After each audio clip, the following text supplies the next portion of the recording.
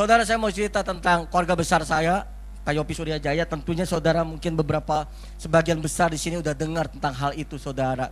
Jadi keluarga saya, Pak Yopi itu hidup di dalam dunia kegelapan, saudara. Nenek saya dipanggil, kalau saya tahunya cuma dukun, saudara. Nenek saya tuh kayak dukun, saudara. Cuman bahasa waktu dia hidup saya nggak tahu. Pokoknya orang banyak datang dan semua masalah datang ke dia. Tidak ada masalah yang tidak bisa diselesaikan oleh nenek saya. Artinya kalau sekarang ada tema tiada yang mustahil bagi Tuhan, waktu zaman dia tiada yang mustahil bagi setan. Jelas itu, saudara. Penyakit apa saja, orang gila, nggak dapat jodoh, nggak dapat kerjaan, nggak naik pangkat, nggak kaya-kaya, datang aja ke nenek saya. Lalu nanti nenek saya baca mantra, dia kesurupan, saudara. Lalu mama saya juru kunci, artinya translatornya. Zaman sekarang ada translator untuk pembicara, zaman itu juga ada. Jadi nenek saya kesurupan, mama saya ngomong gini, dewa, kita ngomongnya dewa. Kita nggak berkata itu setan, kita bilang itu Tuhan, roh-roh yang baik masuk ke dalam, masuk ke dalam nenek saya, lalu kesurupan dan dia minta seperti ini. Selalu minta mandi kembang, setan genit juga tuh. Apa-apa mandi kembang, ayam putih, ayam hitam. Lalu mesti puasa, mesti doa, mesti begini baca mantra. Dan rata-rata, saudara, mereka dijawab lebih cepat, lebih instan daripada kita berdoa sama Tuhan. Nomor satu, lebih punya power, lebih punya otoritas, lebih terbukti dibanding kita berdoa sama Tuhan. Bukan berarti Tuhan kita nggak punya otoritas. Tuhan kita punya otoritas, cuma kita mau bayar harga, saudara. Nah, orang-orang yang masuk dalam kegelapan, saudara, mereka mau bayar harga. Puasa 40 hari, mau mereka. Puasa 3 hari 3 malam berdiri di sungai gelap-gelap, mandi tidur sama mayat. Lalu mayat yang udah dikubur, digali, jantungnya diambil, dimakan hidup-hidup. Kalau mayatnya wanita masih perawan, ya berbuat hubungan pribadi. Supaya apa? Semakin puasanya makin lama, prosesnya makin berat, prosesnya makin sadis, ilmunya makin dahsyat. Betul apa enggak? Dulu ingat ke saudara pengerja di tempat ini, GM4, Gajah Mada 4, kebaktian keempat, namanya Denny.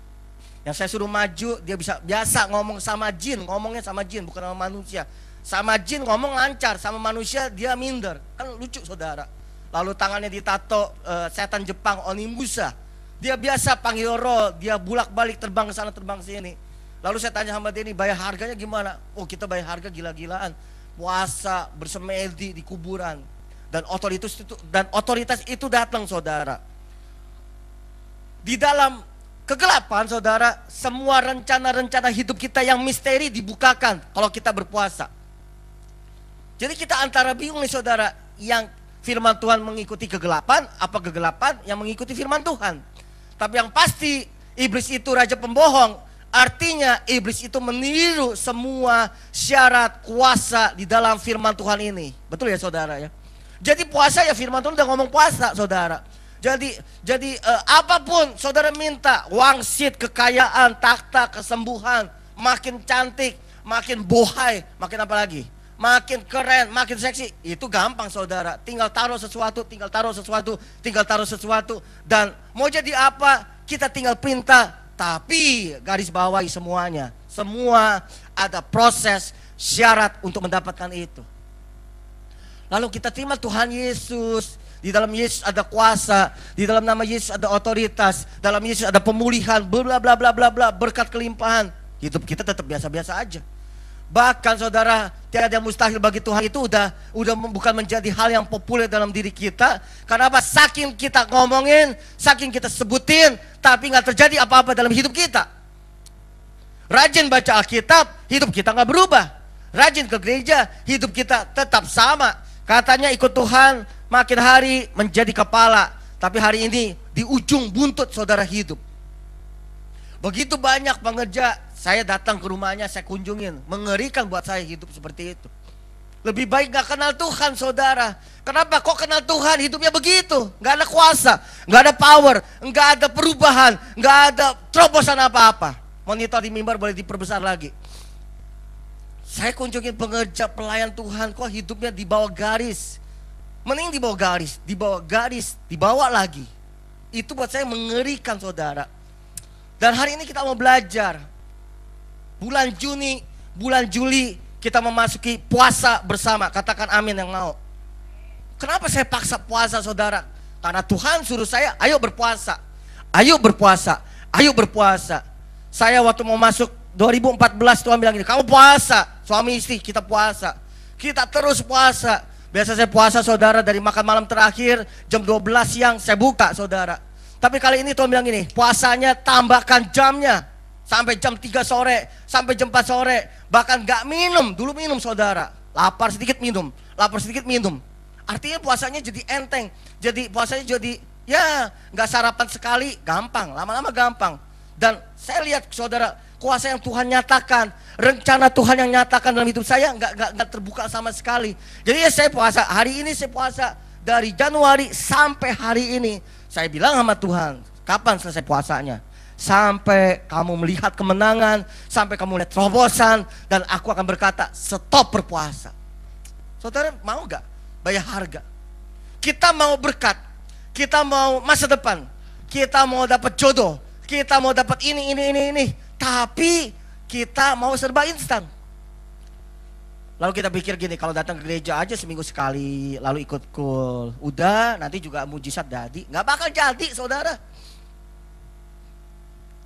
Lalu nanti saya ikut doa deh, rajin ke gereja, nah biar penyakit saya sembuh. Gak bakal sembuh. Sembuh dari mana? Orang kuasanya gak diberikan. Orang bisa sembuh tiba-tiba, orang terima mujizat tiba-tiba, karena ada proses bayar harga, proses yang dia jalani sampai dia berkata, Tuhan aku gak bisa. Lalu Tuhan turun tangan memampukan kita dan berkata, semua masalahmu aku yang pegang dan kamu terbebas. Itu puasa saudara. Sampai kapan saudara berhenti puasa? Sampai masalah saudara stop, tidak ada lagi mengikuti hidup saudara. Disitulah selesai puasa. Buat saya puasa seumur hidup. Kenapa? Seumur hidup ini akan banyak masalah. Terus terang saudara, akan terus ada masalah dalam hidup saya.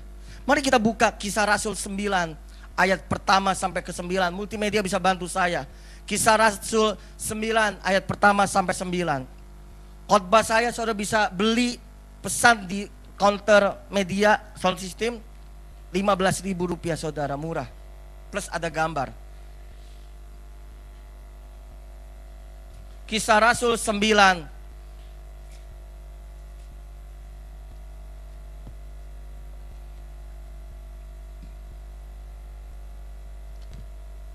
ayat 1 sampai 9. Saya baca ayat 1, saudara 2 dan seterusnya. Saulus bertobat, sementara itu berkobar-kobar hati Saulus untuk mengancam dan membunuh murid-murid Tuhan. Ia menghadap imam besar. 1, 2, 3.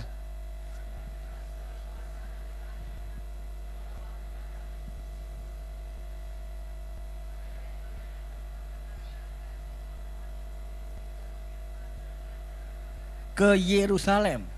Dalam perjalanannya ke Damsyik, ketika ia sudah dekat kota itu, tiba-tiba cahaya memancar dari langit mengelilingi dia.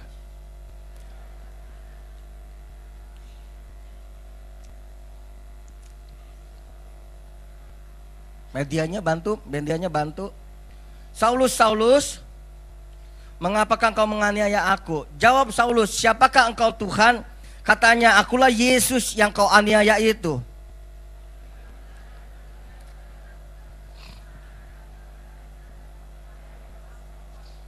Maka termangu-mangulah temannya seperjalanan, karena mereka memang mendengar suara itu, tetapi tidak melihat seorang juga pun.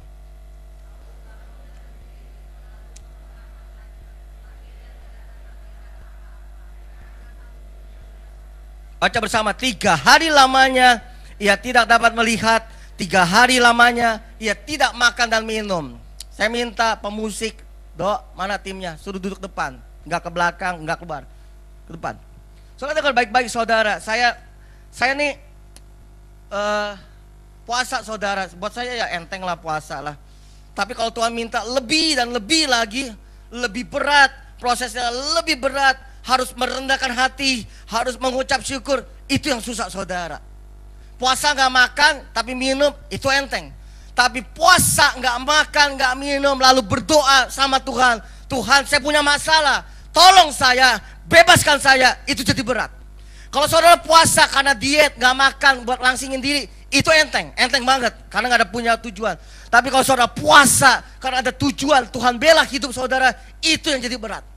Saya mau ngomong terus terang sama saudara, biarlah saudara bertumbuh benar-benar di gereja ini. Bukan jadi gereja yang bulak-balik cari gereja yang lebih baik, cari pendeta yang lebih baik. Enggak saudara, kemenangan, pemulihan, terobosan besar terjadi karena saudara mau bayar harga, bukan dengar pendeta-pendeta yang bagus. Banyak jemaat pergi sana, pergi sini, jajan saudara, kita keliling. Bertumbuh gak? Tidak bertumbuh. Berbuah, apalagi melayani, lebih tidak mau. Nggak ada kuasa kok saudara. Tapi saya mau bilang saudara, Tuhan suruh ngomong sama saya, ngomong sama jemaat. Januari, Februari, Maret, April, Mei, ngomongin mesbah keluarga. Tiap minggu saya ngomong tuh mesbah keluarga. Yang belum nikah, mesbah pribadi, hidup dalam kekudusan, bangun mesbah keluarga. Malu, bisa, gugup, nggak biasa, bangun mesbah keluarga. Untuk para suami yang setuju katakan amin. Ini dituntun saudara sampai akhir Desember. Nanti kalau saudara bisa bersaksi tempat ini, saya ngalamin pemulihan. Karena apa? Karena saudara bayar harga. Kita minta ini, kita minta itu, kita nggak mau bayar harga. Datang ke gereja seenaknya, baca Alkitab juga kagak, doa ngantuk, puasa sakit mah, ngiler soto lagi puasa. Kok bisa begitu sih? Wah, gawat saudara. Wah, itu gawat banget saudara. Saya waktu regenerasi masuk ke generasi saya berpikir gini saudara, saya ngurusin jemaat segede gini udah males banget saudara. Buat saya pribadi saudara, gue lebih baik ngurusin gembel, pemulung, anak jalanan daripada ngurusin jemaat. Gembel buat saya bisa diatur, anak jalanan bisa diatur. Saudara, kadang bisa diatur, kadang enggak. Pintu exit kita minta sebelum doa berkat jangan keluar juga, mesti pakai bahasa Afrika kali. Susah gitu buat saya. Dan saya emosian saudara, nggak sabar gitu loh. Tapi waktu Tuhan bilang kayak, puasa, matikan daging, matikan ego, matikan emosi, matikan semua. Ya sabar-sabar deh, ngurut-ngurut dada aja gitu loh saudara. Saulus orang yang paling kejam waktu zamannya. Dia ngerti semua Taurat, dia ngerti semua kitab, bahkan dia jenius sekali. Dia bisa 4-5 bahasa, dia kuasai, dia berkobar-kobar memburu semua pengikut Tuhan yang mengikut Tuhan, dibantai, tangkap, adilin, masukin penjara, kalau perlu dibunuh sekalian. Itu Saulus saudara. Tapi suatu ketika tiba-tiba cahaya Tuhan menghadap hidup dia dan dia berhenti rebah dan dia langsung merespon, Tuhan, siapakah itu? Itu kan Tuhan. Lalu Tuhan berkata, akulah Yesus yang kau aniaya. Dan saat itu dia buta 3 hari lamanya. Dan selama 3 hari dia gak makan, dia gak minum. Saudara, artinya kalau orang buta itu perlu makan juga, perlu minum juga. Tapi Saulus langsung respon, ini Tuhan. Dan waktu saya buta, saya harus rendahkan hati saya. Saya gak bisa seperti dulu, pakai kekuatan saya, emosi saya, marah saya. Dimatikan Tuhan. Seketika itu juga dia jadi lemah. Lalu dia mulai berpuasa. Saudara, yang pertama, responi panggilan Tuhan atas hidup saudara.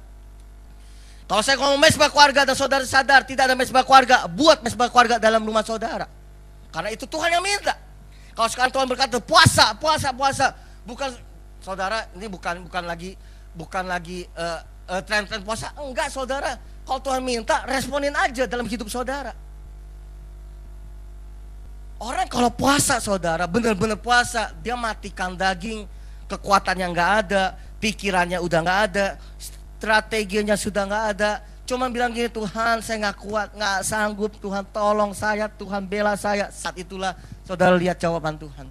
Selama saudara berpuasa dan saudara berkata, oh masih kuat, masih bisa. Saudara lagi nggak puasa, lagi nahan sekedarnya. Tapi coba aja makan malam terakhir, lalu buka-buka jam 3 sore, enggak makan, enggak minum, sambil berdoa, sambil berkata, Tuhan aku punya masalah nih, ini masalahku loh Tuhan, ini masalahku Tuhan, aku nggak bisa buat apa. Itu jadi berat saudara. Karena apa? Saudara menyerahkan kekuatan saudara bersama Tuhan. Saulus bukan nggak ada kerjaan loh saudara, dia puasa, Dia ngerti panggilan Tuhan. Semua panggilan Tuhan dalam hidup kita, semua masa depan kita harus kita responi. Yang setuju katakan amin. Dengan apa? Puasa, doa, puasa. Ini mah makan, badan udah ngelebar ke sana, samcan kiri, samcan kanan, makan lagi. Percaya deh saudara. Saya ini suka kambing saudara, suka banget. Dan buat saya makan kambing seminggu berturut-turut plus durian gak masalah buat saya. Karena golongan darah saya B, jadi saya boleh makan itu, bebas. Istri saya gak boleh, karena golongan darahnya A. Jadi kalau B itu makannya, makan enak apa aja boleh. Jadi saya pernah tes saudara, saya bilang gini, saya kadang bercanda juga sih, bilang gini, mati juga gak apa-apa masuk surga. Jadi saya makan kambing, makan durian, makan kambing, makan durian seminggu loh saudara. Gak apa-apa loh. Berarti oke. Tapi besok gak berani. Saya ngomong apa saya lupa nih ya. Oh ya, kambing. Saudara dengar. Apa yang kita makan menimbulkan reaksi dalam tubuh kita. Percaya saya. Kalau saudara suka makan babi gitu ya, udah kayak babi muka saudara. Percaya deh, saudara malesnya minta ampun. Berat badan saudara naik, kolesterol saudara naik, darah tinggi saudara naik. Akibatnya reaksi tubuh tidak bisa melakukan pekerjaan sewajarnya atas hidup saudara. Kalau saudara makan kambing, terus makan kambing, saya ngalamin emosi itu naik saudara. Lalu kebutuhan secara biologis terhadap istri itu naik saudara.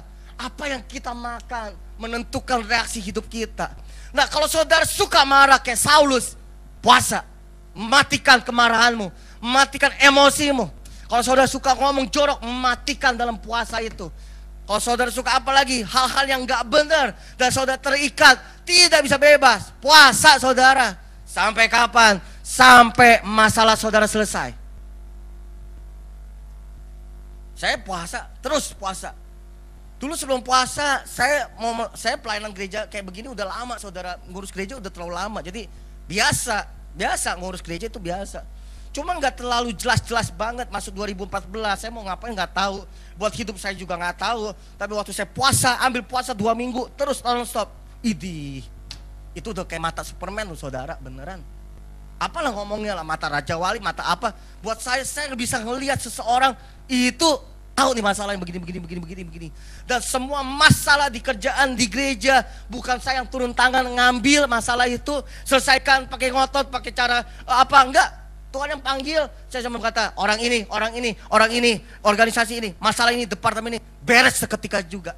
Dan saya berkata, wow, luar biasa. Saulus merendahkan hati. Dia tahu, sekarang saya udah gak kuat. Saya tahu, saya gak bisa apa-apa. Mata saya udah buta. Buta artinya saudara gak punya kekuatan apa-apa. Kita lagi buat sekolah doa saudara. Juli ada namanya sekolah doa. Saudara pengen tahu dengar suara Tuhan tuh kayak apa, Tuhan ngomong itu kayak apa, ikut sekolah doa. Pembicaranya Pak Deki Pendowo saudara. Buat saya bilang ya, sekolah doa yang saya ikutin selama ini biasa saudara. Begitu masuk kelas dia, ini kita kayak masuk abri saudara, dimaki-maki, dibentak-bentak, diomelin. Dari 20 yang lulus cuman 9. Nih saya ngomong dulu, cerita dulu supaya saudara kalau mau lihat sekolah doa, lihat sesuatu perubahan Tuhan terjadi atas hidup saudara, dengerin baik-baik. 20, sisa 9. Nggak boleh telat sedikit, harus saat teduh, harus puasa. Salah satu dia bikin puasa 3 hari 3 malam, puasa semuanya. Termasuk istri saya. Saya bilang gini, 3 hari 3 malam gak makan gak minum. Saya mikir nih, kalau yang 3 hari 3 malam kalau batal dianggap itu lulus saudara, karena 3 hari itu susah banget saudara. Dan istri saya puasa 3 hari, puasa Esther saudara. Puasa Esther saudara, ketika Tita Raja ditentukan secara tidak adil buat rakyatnya. Saat itulah Esther ambil doa puasa 3 hari 3 malam, enggak makan, enggak minum. Hasil dari kerendahan hati Esther, doa puasa 3 hari 3 malamnya Esther tidak makan, tidak minum. Habis kejadian itu, dia bisa menghipnotis seorang raja yang otoriter, yang diktator, yang sudah diambil keputusan bulat. Tiba-tiba Ester maju setelah puasa nih saudara. Setelah puasa dia maju dan dia berkata, rajaku, bla bla bla bla bla. Tiba-tiba perintah raja itu bisa berganti dan membatalkan semua perjanjian yang ada. Puasa Ester luar biasa. Orang tuh kayak dihipnotis. Kalau suami saudara nakal gitu ya, nggak berhenti lihat kambing dibedakin, disosor juga. Nggak boleh lihat kambing, nggak boleh lihat apa, pokoknya kambing gitu ya, disosor juga. Artinya, ini saya kasih cuman kunci. Istri doa puasa 3 hari 3 malam. Istri saya pernah ngomong sama di depan pengerja, Pastor Paulus mau selingkuh silakan, nggak masalah buat saya. Saya tahu jawaban dia saudara. Kok bisa begitu bu? Ibu kok bisa tahu dia selingkuh? Gampang. Saya tinggal doa puasa aja, entar ketahuan semua. Jadi artinya betapa dahsyatnya doa puasa itu. Saudara jemaat yang suka bengong, ngelamun, rohnya gentayangan, jiwanya lari kemana, lalu mengasihani diri sendiri. Para wanita remaja suka tulis di diary, kenapa saya hidup, kenapa saya begini, kenapa saya nggak ketemu pangeran, kenapa saya begini, kenapa saya nggak ketemu pangeran Charles, bla bla bla. Mana ketemu, saudara tinggal di jembatan 5. Mama gak ketemu. Pangeran Charles, Brad Pitt, tinggalnya di jembatan besi. Brad Pitt datang keburu ketabrak sama mikrolet saudara. Ya, kalau saudara hidupnya kosong terus, mengasihi diri sendiri, pacaran lihat ceweknya ilfil karena alisnya bengkok sedikit, ilfil, putus deh, kita nggak bisa deh. Puasa deh saudara. Tanya Tuhan, Tuhan kenapa? Kita puasa saudara, ada misteri-misteri Tuhan, rahasia-rahasia Tuhan yang kita tidak pernah tahu selama hidup kita. Kok bisa tahu? Kita puasa. Kita puasa deh. Saya ini udah turun berkilo-kilo saudara, udah 3-4 kilo. Istri saya bilang, lu jelek banget. Sama situ juga jelek, lebih jelek lagi, 3 hari 3 malam masalahnya. Jadi kita puasa, tapi saudara, saya bilang ya, saya waktu puasa saya bilang gini, Tuhan, saya suka khotbah di jemaat tentang mesbah keluarga. Saya kalau panggil istri saya, say gitu ya, ngomongnya tuh saynya nggak lembut, say gitu, hentakan, say, jadi nggak lembut banget saudara. Jadi saya doa gini, Tuhan, saya mau dong, ya ngomongnya romantis sedikit lah. Panggil istri tuh nggak, say gitu ya. Dia juga kalau panggil, say gitu ya, kayak anjing berantem, gitu ya. Saya bilang waktu puasa itu pertama tentang buat gereja ini, tentang hidup saya, keluarga saya. Tuhan kau jamin gak buat masa depan saya? Suami istri udah taruh hidup nyawanya di sini saudara. Kita udah nggak kerja di sekuler lagi. Istri saya konsultan, saya tarik kerja sini, urus gereja. Urus gereja saudara, bisa muntah darah 4 kali loh. Setengah mati saudara, berat banget gitu ya. Dia minta Tuhan kasih saya, kasih menyayangi istri saya lebih dan lebih lagi. Tapi saya bisa sayang dia lebih lagi loh saudara. Kenapa? Saya kemarin mikir kenapa ya kasih Tuhan. Artinya waktu saudara puasa, ego saudara turun, kekasaran saudara turun, perkataan saudara yang jorok, menghina suami istri itu turun sendirinya. Mati kok dagingnya. Tapi saudara bilang saya puasa 3 hari, tapi masih ngomong jorok, saudara lagi gak puasa. Masih kasar, saudara lagi main-main puasanya, sekedar. Tapi kalau saudara sungguh-sungguh dan bawa, Tuhan, rumah tanggaku udah mau berantakan nih. Ayo puasa saudara. Sampai kapan saudara berhenti? Sampai saudara lihat kemenangan dalam keluarga saudara. Amin. Kenapa sih kita pakai kekuatan kita buat ngatasin keluarga kita, ngatasin utang kita, pekerjaan kita bertahun-tahun nggak ketemu hasilnya. Nah hari ini kuncinya puasa aja udah. Saudara punya hutang banyak, saudara mesti lunasi. Saudara mesti punya kewajiban bayar utang. Doa puasa 40 hari kek, sebulan kek, 2 bulan kek. Lihat aja kalau Tuhan gak tolong. Bakar nih Alkitab nih. Saya gampang kok. Kalau saya doa sama Tuhan, Tuhan gak jawab, gue bakar nih Alkitab. Tapi masalahnya Tuhan jawab, jadi gak saya bakar nih. Bener, saya orang gitu. Tuhan gak jawab, saya bakar. Gak usah ke gereja, gak usah khotbah, gak usah jadi Kristen, gak usah datang ke gereja. Buat apa saudara? Karena di kuasa kegelapan lebih dahsyat, lebih powerful, lebih instan, lebih gampang. Di Kristen sama Tuhan lebih dahsyat harusnya, lebih mudah. Cuma kita kelaparan mulu, makan mulu. Apa yang kita makan menentukan reaksi pikiran, pola hidup, cara bicara, perasaan kita. Banyakin makan aja deh. Khawatir, kacau, galau. Oh jelas itu. Tapi makannya dikurangin, sehari 2 kali aja. Itu beda total. Saulus merendahkan hati. 3 hari tidak makan, tidak minum, pemusik, puasa. Lalu di ayat mari kita buka ayat ke-17 kalau nggak salah. Ayat 15. Jadi saya lanjutin ceritanya karena kalau baca panjang saudara. Saulus buta, lalu ada seseorang menuntun dia, lalu tiba-tiba Tuhan berkata sama Ananias, Ananias, nanti ada seorang namanya Saulus, dia akan datang ke tempat kamu, dia akan tinggal nginap, kamu mesti doain dia. Lalu Ananias bilang, itu kan Saulus yang membunuh umat Tuhan, dia yang menganiaya, nggak mau Tuhan. Lalu Tuhan bilang, perintah, lakukan saja. Lalu Saulus datang saudara, mari baca ayat 15. Tetapi firman Tuhan kepadanya, pergilah sebab orang ini adalah alat pilihan bagiku untuk memberitakan namaku kepada bangsa-bangsa lain, serta raja-raja dan orang-orang Israel. Aku sendiri akan menunjuk kepadanya betapa banyak penderitaan yang harus ia tanggung. Lalu pergilah Ananias ke situ dan masuk ke rumah itu. Ia menumpangkan tangannya ke atas Saulus. Kata Saulus, saudaraku, Tuhan Yesus yang telah menampakkan diri kepadamu di jalan yang kau lalui, telah menyuruh aku kepadamu supaya engkau dapat melihat lagi dan penuh dengan Roh Kudus. Dan seketika itu juga seolah-olah selaput gugur dari matanya sehingga dapat melihat. Lalu ia bangun, dibaptis, ia makan, pulih kekuatannya. Saudara, Saulus disuruh datang ke Ananias untuk didoai dan penuhlah Roh Kudus. Akibat penuh Roh Kudus, matanya tiba-tiba yang buta melihat. Tiba-tiba dia makan, kekuatannya pulih kembali dan dibaptis. Saudara, saya percaya saudara bisa berbahasa roh. Betul? Berapa banyak dari saudara yang bisa berbahasa roh? Angkat tangan. Yang bisa berbahasa roh, angkat tangan. Gak semuanya.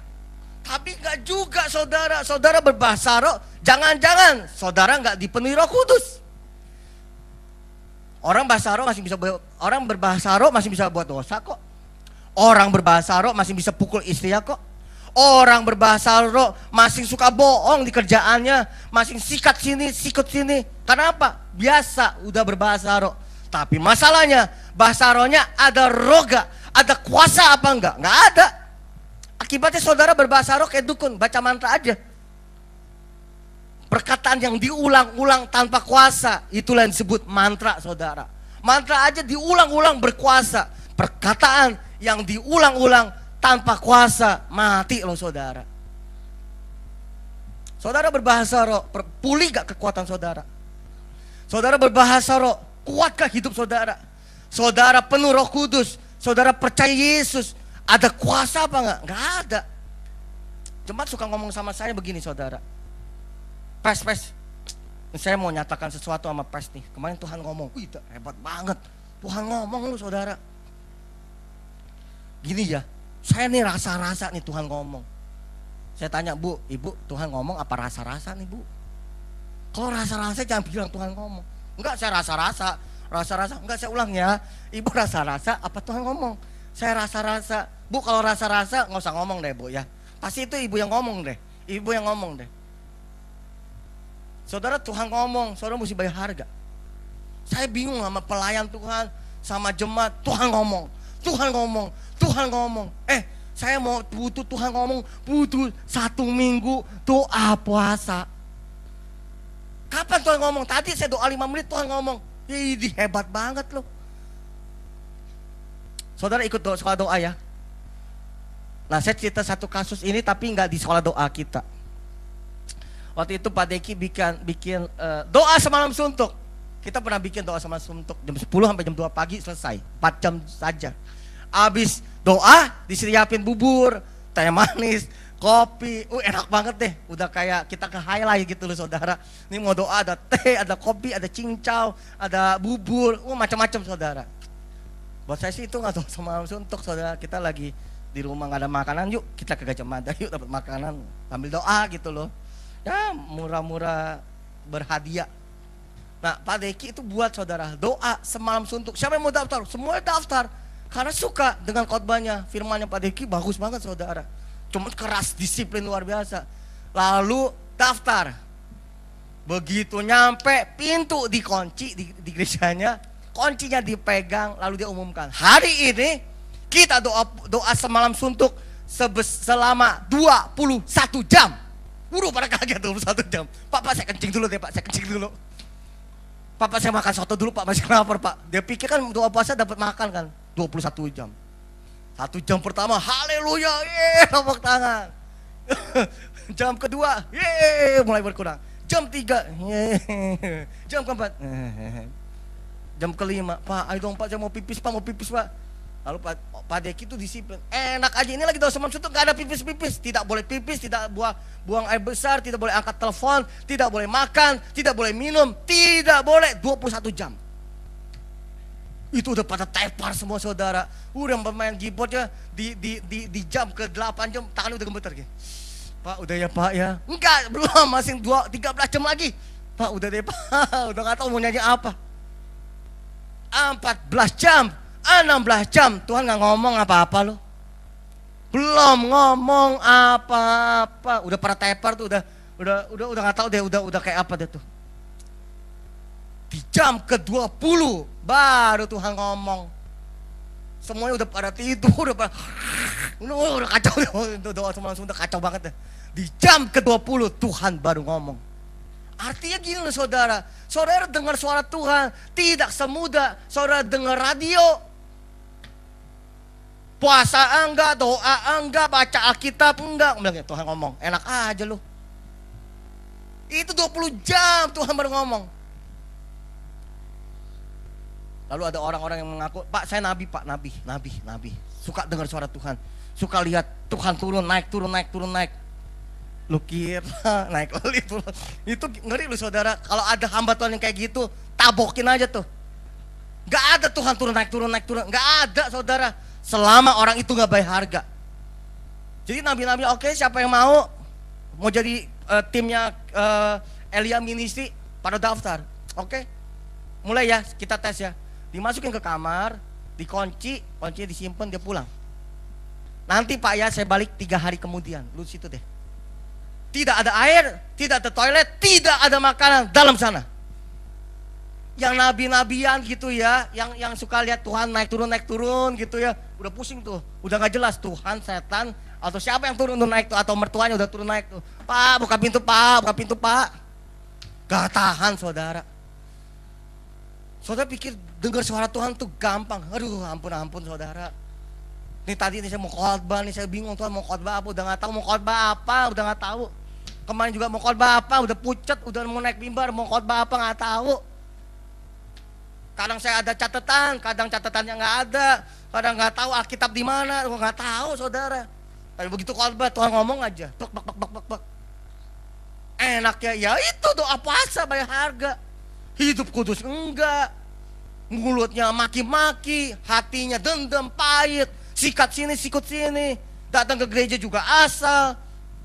Kasih persembahan juga bunyinya bukan, kalau persembahan kan bunyi, kalau uang kertas kan nggak ada bunyi kan. Apalagi cepeceng nggak ada bunyi. Ini bunyinya gebletak. Uang koin.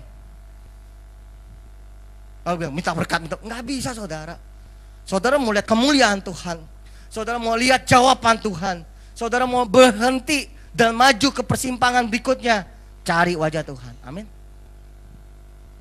Di dalam puasa ada kekuatan. Saya terserah, saudara mau puasa seperti apa. Tapi kita komitmen sekarang ini saudara. Mau seminggu sekali, seminggu 2 kali, mau tiap hari silakan. Tergantung kebutuhan saudara.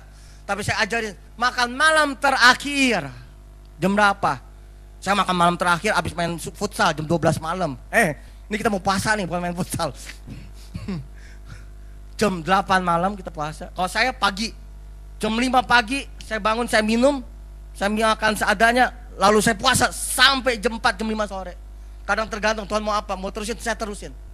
Pengecualian yang sakit yang masih minum obat, itu terserah saudara.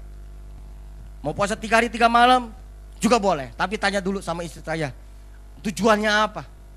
Saya mau balas dendam, suami saya tuh kurang ajar tuh. Biar itu, jangan gitu deh saudara. Esensi dari puasa, saudara merendahkan hati dan berkata, Tuhan saya gak punya apa-apa. Walaupun saudara punya, saya gak bisa apa-apa, walaupun saudara bisa. Ulangnya, yang suka bengong, yang suka di status PP-nya nangis mulu tuh di PP tuh. Marah, nangis, marah, nangis, marah, nangis. Yang suka mengasihani diri sendiri, ilfil sendiri, hidup gak ada pegangan, doa puasa. Amin. Mau saudara? Yang amin 2. Saya tambahin 3 deh. Saya cuma mau lihat ya. Kalau saudara ikuti tuntunan Tuhan berat memang, Mesbah Keluarga bangun. Akhir tahun saya nggak tahu Juli, habis Juli Tuhan mau ngomong apa? Ya doa lagi saya, puasa lagi saya, tanya lagi deh. Lama lu saudara doa puasa kayak gitu, mau ngomong Tuhan ngomong satu aja. Aduh. Saudara diberkati Tuhan. Mari kita bangkit berdiri dan tepuk tangan buat Tuhan kita yang luar biasa.